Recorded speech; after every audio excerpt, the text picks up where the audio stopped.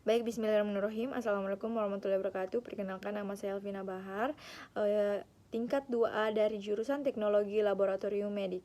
Di sini saya akan memaparkan materi tentang korupsi dan contoh korupsi di lingkungan keluarga dan cara penanganannya.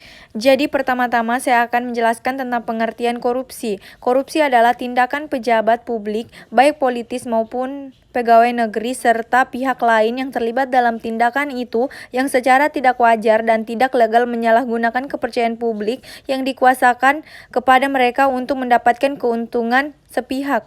Jadi yang kedua, contoh korupsi di lingkungan keluarga, di mana salah satu contoh di lingkungan keluarga adalah pulang ke rumah tidak sesuai dengan jam yang telah ditentukan peraturan keluarga.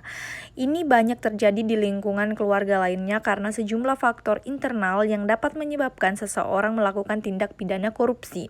Yang pertama, dari sisi aspek perilaku individu, di mana ada sifat temak atau rakus manusia, lalu moral yang kurang kuat hingga gaya hidup yang konsumtif.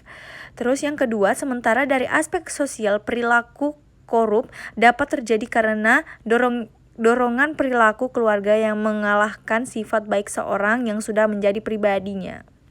Selanjutnya, pengertian anti korupsi. Pendidikan anti korupsi adalah salah satu bentuk upaya pencegahan dan pemberantasan korupsi yang dilakukan melalui pendidikan, baik formal maupun non-formal. Karena itu, pendidikan anti korupsi memiliki fungsi antara lain sebagai berikut.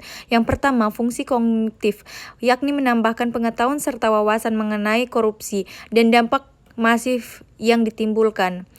Fungsi efektif, yakni membentuk moral dan karakter anti korupsi peserta didik dengan cara menambahkan nilai-nilai korupsi dan menerapkan dalam kehidupan sehari-hari. Yang ketiga, fungsi psikomotor, yakni kesadaran moral untuk melawan berbagai bentuk praktek korupsi yang ada di lingkungan sekitar.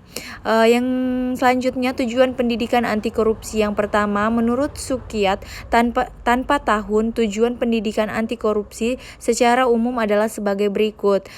Yang pertama, membentuk pengetahuan dan pemahaman mengenai bentuk korupsi dan aspek-aspeknya, mengubah persepsi dan sikap terhadap korupsi.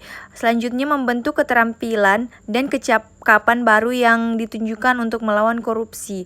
Selanjutnya, lebih lanjut disebutkan bahwa manfaat jangka panjang pendidikan anti korupsi adalah sebagai berikut: menyumbang pada berlangsungnya sistem integrasi nasional dan program anti korupsi, pencegah tumbuhnya mental korupsi pada diri peserta didik yang kelak akan menjalankan amanah di dalam sendi-sendi kehidupan.